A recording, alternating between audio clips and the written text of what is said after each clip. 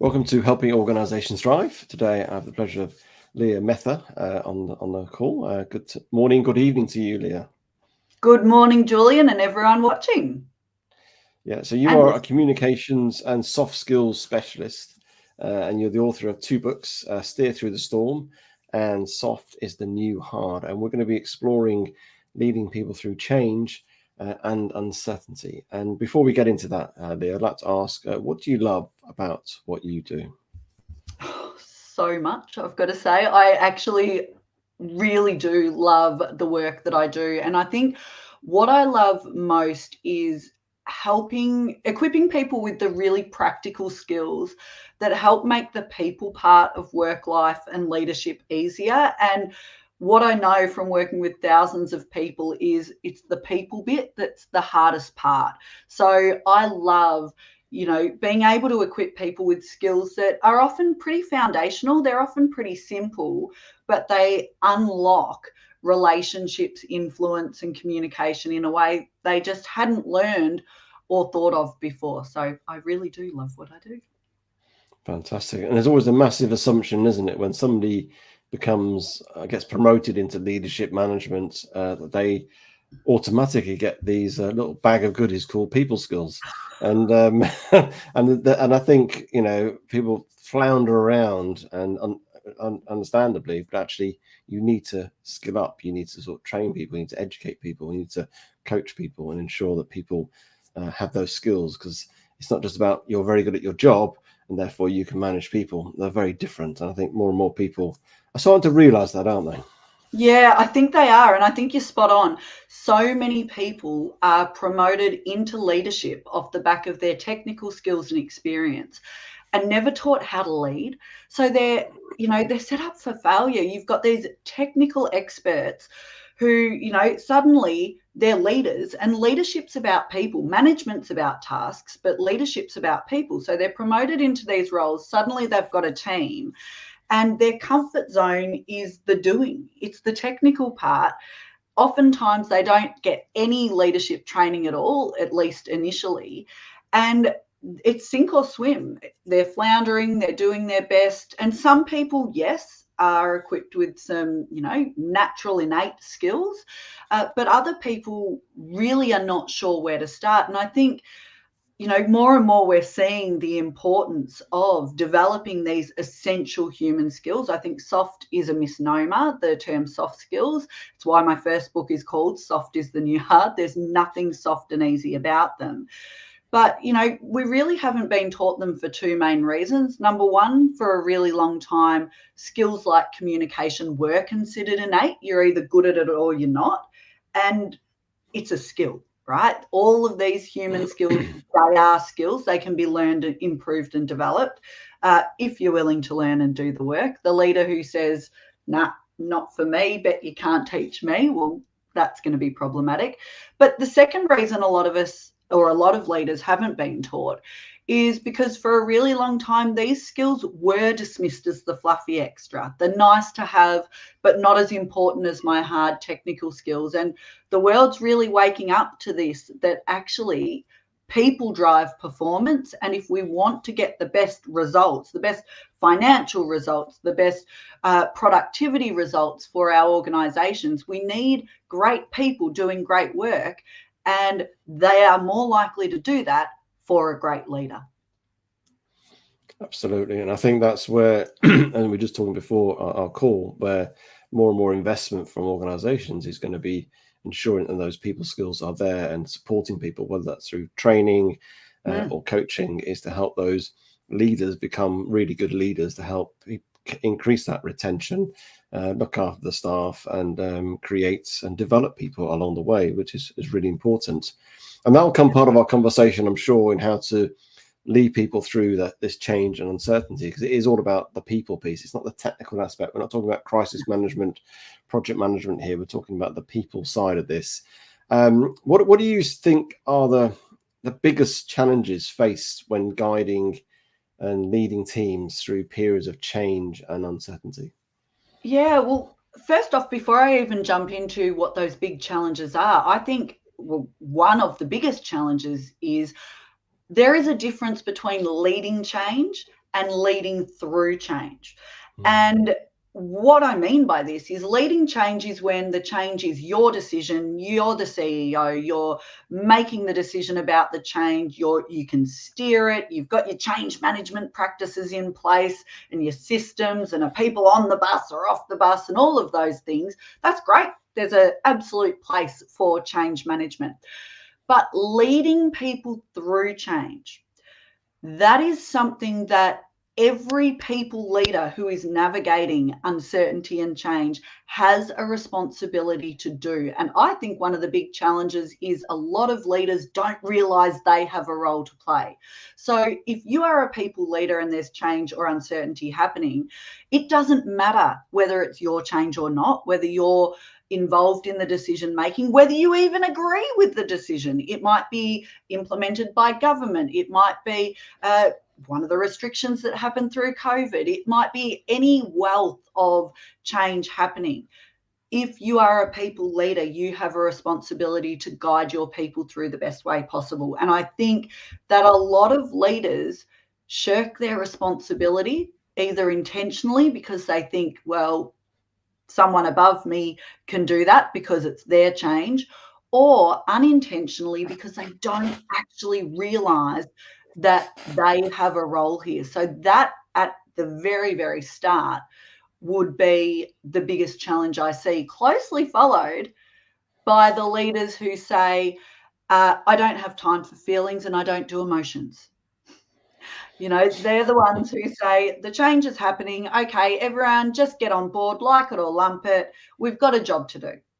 And I get it. I'm a pragmatic person as well. But to those leaders who say, I don't have time, I don't do feelings or emotions, people do drive performance.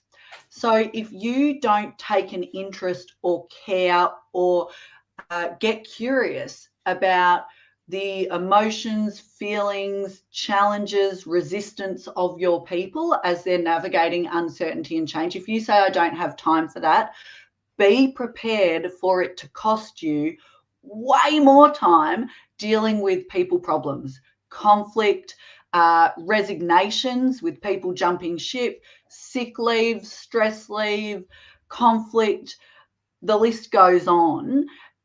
Those very leaders who say they don't have time end up investing all of their time managing all of those problems. So they would be the main challenges. It's helping leaders see this isn't just a nice to have. This isn't a light and fluffy. For those, any leaders watching who are, you know, maybe industry leaders, maybe they are a bit old school.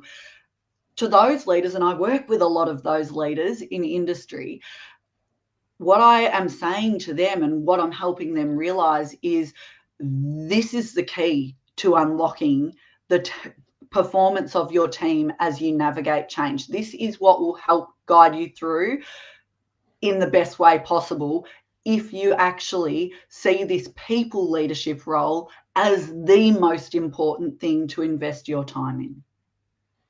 Yeah, because the reality is we are in a, I know we say change is here to stay, and that is a reality. And if you look back even the last 4 years, which is quite a short piece of time, that's been more evident than ever before, and uncertainty has been more than ever before. And I think organizations got to realize that as much as we all plan and forecast and everything else, and we put things in place and try and prepare ourselves as best we can, there'll always be things that will go wrong or won't be unexpected. And so I think just having the mindset, and it's not accepting it in a sense, it's having the mindset that says there is always going to be change, there's always going to be uncertainty. Okay, how can I get myself in a position to help me?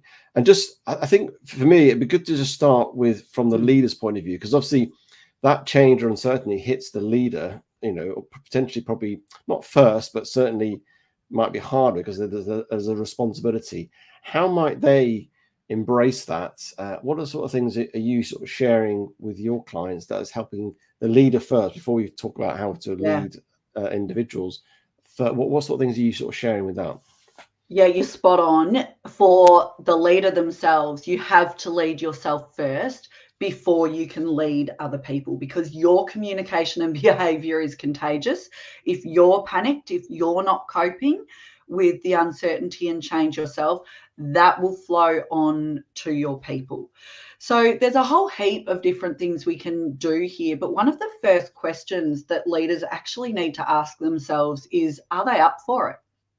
Are they in or are they out? Because navigating and leading people through challenge and change, it's tough. It requires courageous leadership. And frankly, you're better off to stick your hand up and say, this is not for me early, than do damage to yourself and other people if you're genuinely not up for the challenge. But in terms of what leaders can do themselves, whether it's managing their mindset, whether it's focusing on what they can control and influence and letting the rest go, drawing on Stephen Covey's old but famous and very effective still circles of influence model. It's all of those self-leadership and self-management strategies that we use to really get clear on the fact that we have a choice here. As leaders, we get to choose how we react. We can't control a lot of what's going on around us.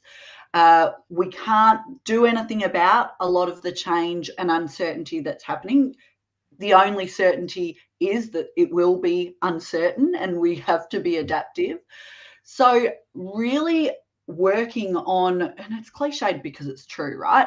That you do have to look after yourself through change and uncertainty. This is not the time to be getting no sleep, to be drinking yourself silly every night with alcohol to numb out, to be not doing the things to manage your stress. And I know that that can sound lightweight and flippant when you might be watching this or listening to this thinking, but Leah, I don't have time. I'm dealing with this really hard stuff.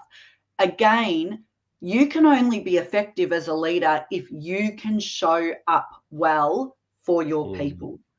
So really asking yourself some very hard questions. Am I in or am I out? What can I control? What can I influence? What do I need to let go of? And some questions like, what do I want to be known for as a leader as I steer people through this? Now, that foundational question is one that I have asked a lot of leaders over the years. And I've got to say, it's one I asked myself too, because these skills and strategies for leading through uncertainty and change, they are relevant in our professional lives, in our personal lives too. Now, I, don't mind sharing that in the last few years, I navigated marriage, separation, and divorce. I have 3 gorgeous little kids. We all know the stats on the stress of going through that sort of significant life change. Now, as we navigated that, I did exactly these skills that I teach leaders. I said, Leah, this is going to be hard. It's going to be potential for high conflict. How do you want to navigate this period as a leader in your family? What do you want to be known for? And I went, well, we're family forever. I want to have a great relationship with my ex-husband because we're raising these 3 gorgeous little kids. So I want to navigate this period with love, kindness, and compassion. Now, those words sound lovely, folks.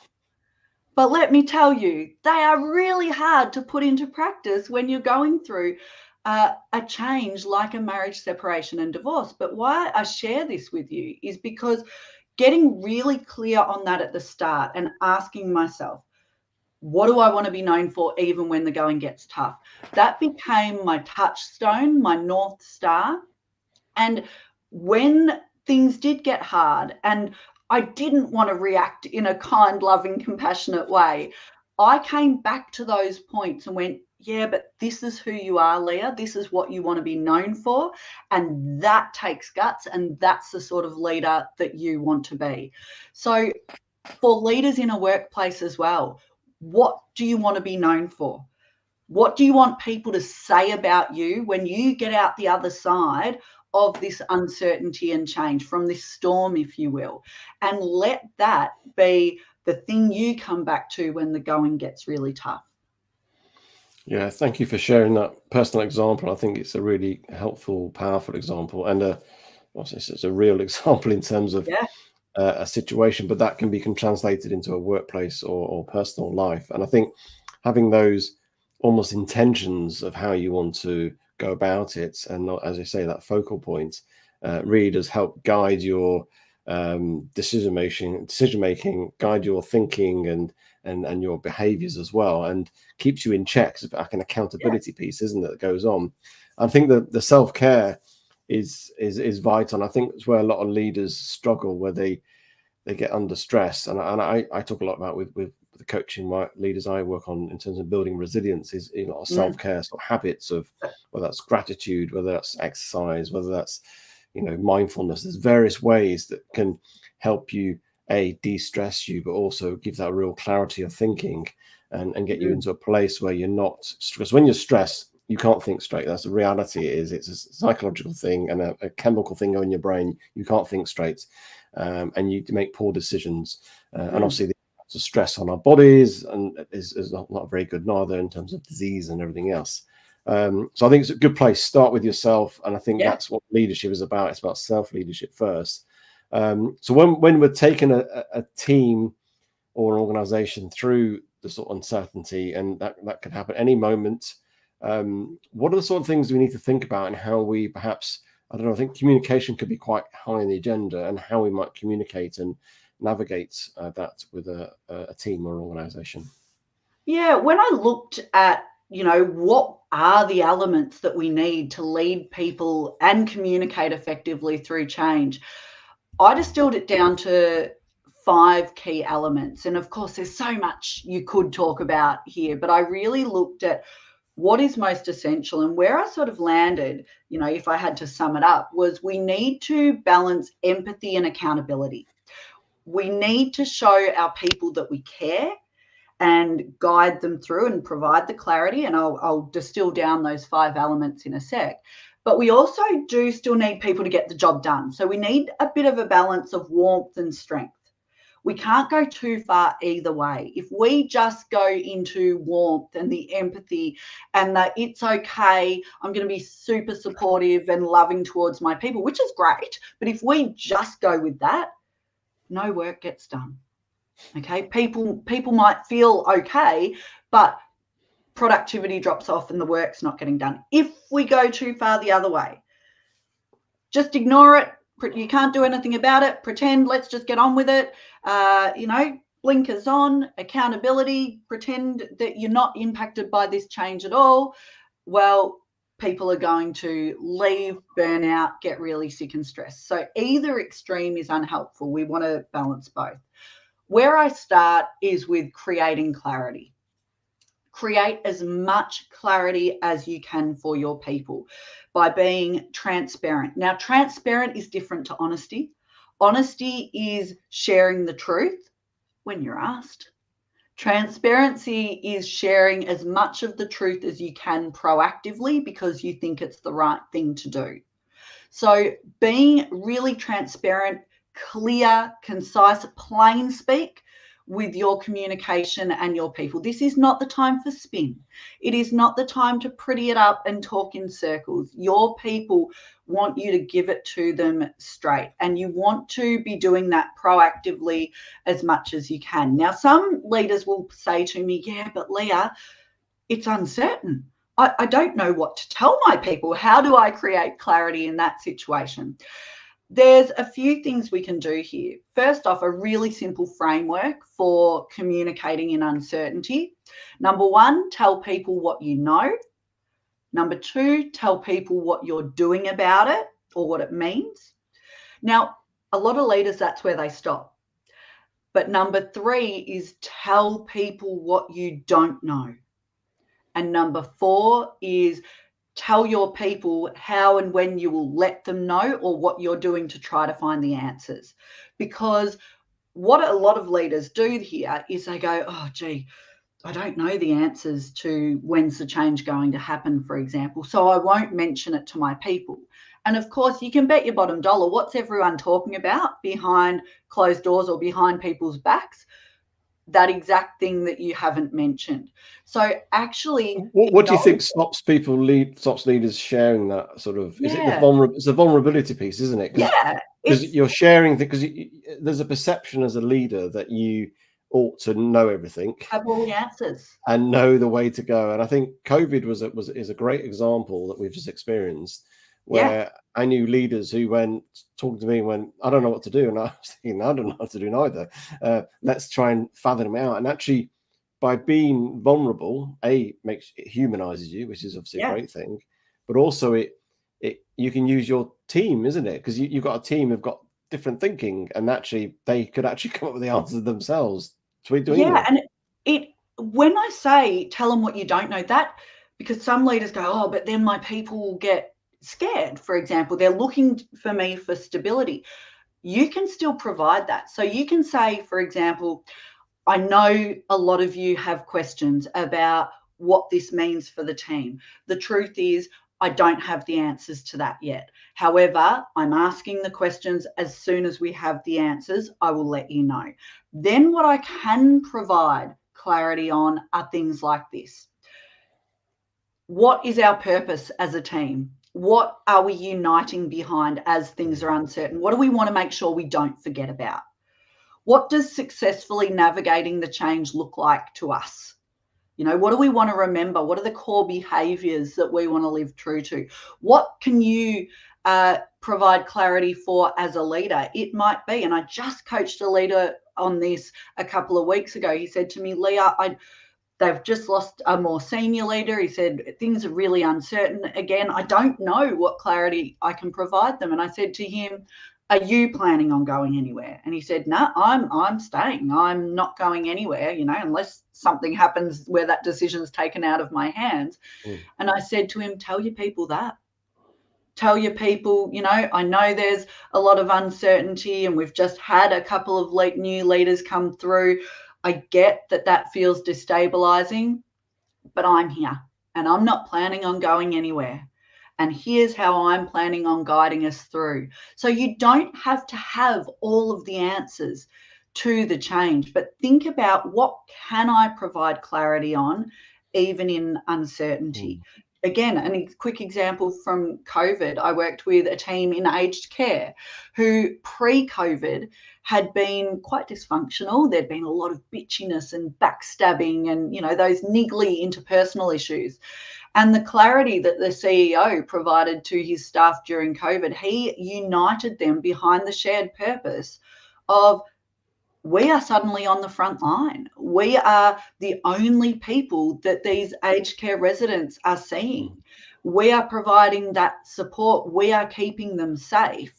You know, I don't know what's happening or when this is going to end or what it means, but our roles have never been more important. And what actually happened during that time was that team pulled together and united behind that shared purpose Mm. during huge uncertainty, and a lot of those petty issues fell away. Of course, the challenge for him post COVID was how do I keep that unity? But yeah, think more broadly about providing clarity and creating clarity than just having the answers. Well, I mean, talk about purpose. I think that's a really helpful thing that every team or organization should have a clarity on their purpose, because it becomes a point to lift your gaze out of that Yeah, situation, doesn't it? Because you're in the midst of something, but you've got this purpose that broadly won't change anyway. And I did the same with you through COVID, coached many clients and referred back to their purpose and use it as a source of inspiration, motivation, to generate solutions, ideas, to overcome challenges, because it just lifts your gaze yeah, if it's a purpose. And I think that's also a way of creating that engagement as a team, isn't it? They feel they're part of something if they're feeling like, oh, back to our purpose. So that's what we're here for.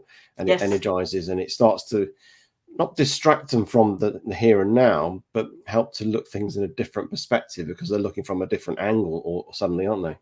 Yeah, well, it actually does the opposite to distract. It helps them focus Hmm. when the uncertainty and the change will distract.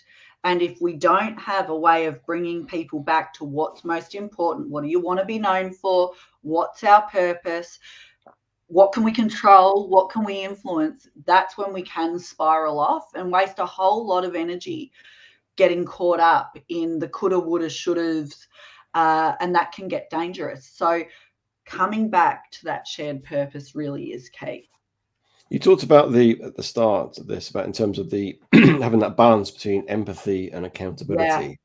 And I really like that because I think that's a really good approach to have. But like anything that has a balancing act, it feels difficult suddenly because there's balancing act. So how could you help the audience who are listening right now, leaders thinking, how do I keep the empathy? How do I do enough of that and do yeah. enough accountability? What are the sort of things you've helped your clients to navigate that sort of balance? Yeah, absolutely. So I start with create clarity. The next element is connect with curiosity. And this is where empathy fits in. We need to get curious. We need to show our people we care and try to understand how the uncertainty or the change is impacting them. This is where, that there's a Brene Brown quote where she said, and to paraphrase, essentially, leaders must either invest time showing interest in the feelings, concerns, and worries of their people, or it'll cost them time. That piece I said at the start costs them time dealing with people problems. So connecting with curiosity, trying to understand where your people are at, how they're feeling, how they feel it'll impact them, asking great questions as a leader. And curiosity is empathy in action, right? It's trying to deeply understand someone else's perspective so they feel cared about. They don't just feel like a number. They feel like you are genuinely interested in how they are. It doesn't mean agreeing with them. Okay. Empathy is not agreeing with how someone feels. It's just acknowledging the emotion. So repeating back what you're seeing, acknowledging the emotion that you're seeing. And the more you know and understand your people, the better you can lead them. So again, curiosity and empathy isn't just a nice thing to do. It's our number one trust building tool.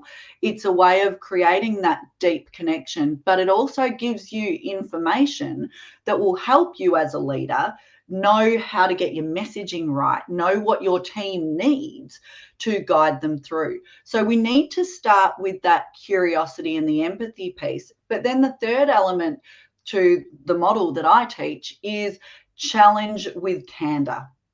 So we do still need our people to do the job. And the key here is we need to do all of these things, but the order is important. The warmth first, strength second. Where a lot of leaders I work with want to go is they want to go from create clarity, here's the change that's happening, here's the impact that it has, to challenge with candor. Now get on with it and do the job. That connect with curiosity piece in there is crucial. But we do need to challenge with candor. And when I say challenge, what I'm talking about is challenging things like focus, mindset, behaviors, groupthink.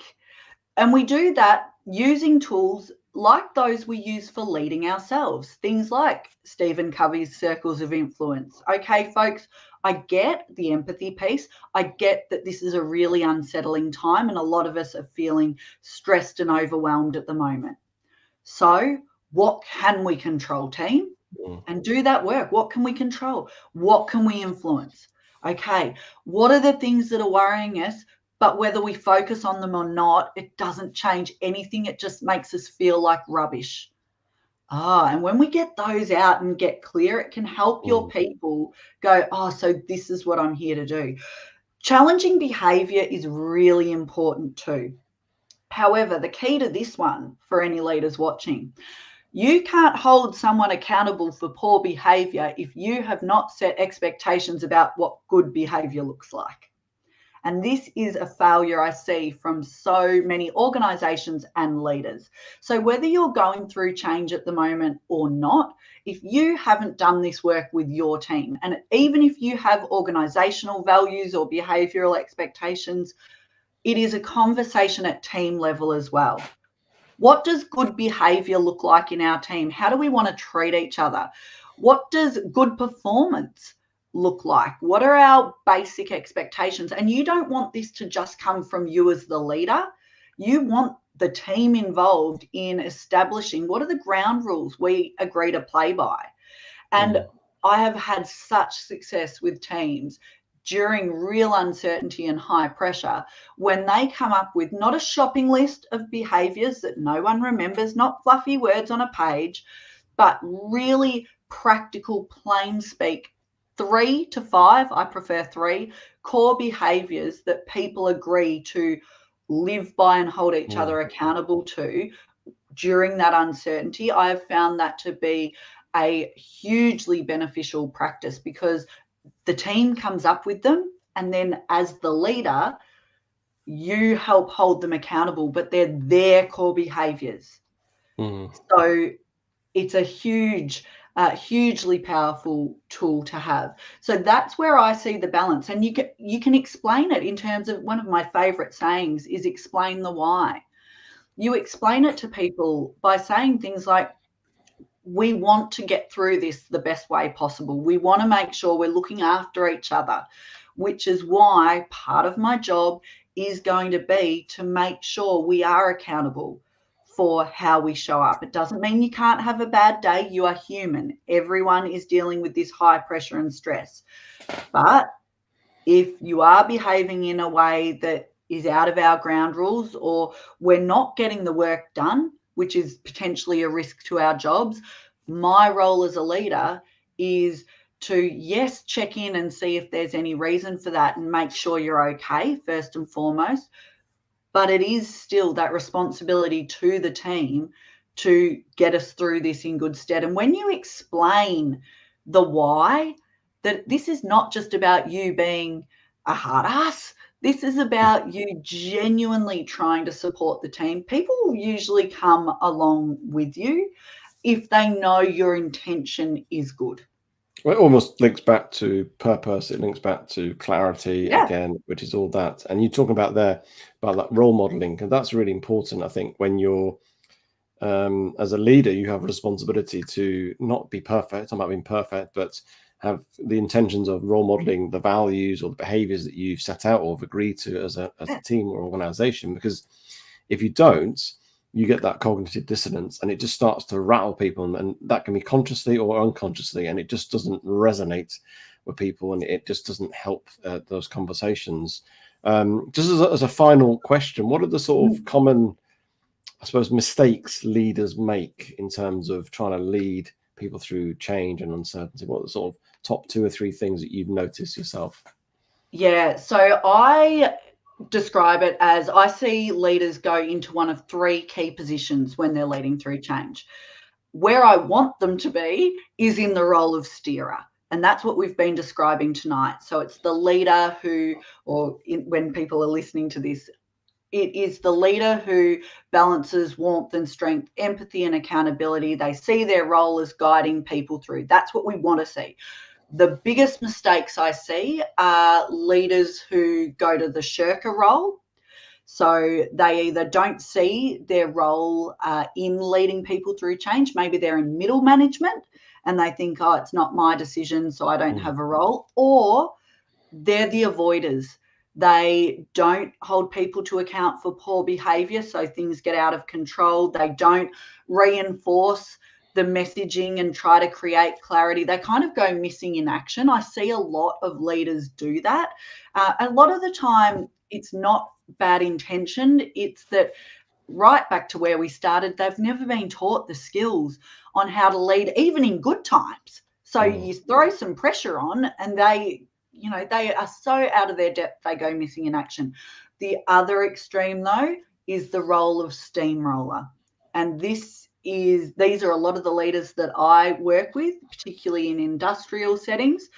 They are the like it or lump it leaders, that bad luck, we've just got to get the job done. This is what it is.